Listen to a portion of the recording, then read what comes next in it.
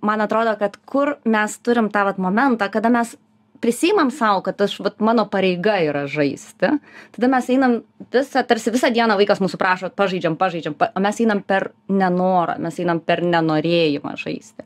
Ir mes neturim tos teisės atsisakyti žaisti.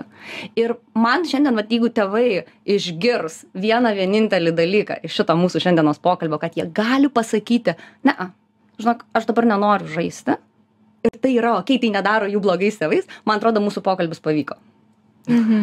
Nes viskas turi savo vietą ir savo prasmę šitame dienoje ir gyvenime su vaikais. Ir atsisakymas turi savo prasmę. Ir žaidimas su tėvais turi savo prasmę, kada tėvai iš tikrųjų žaidžia norėdami pažinti, kas vaikui yra įdomu. Nes žaidime vaikai labai dažnai parodo mums, kas jiems tuo metu rūpi, kas jiems yra įdomu. Jie žaidime pražaidžia kartais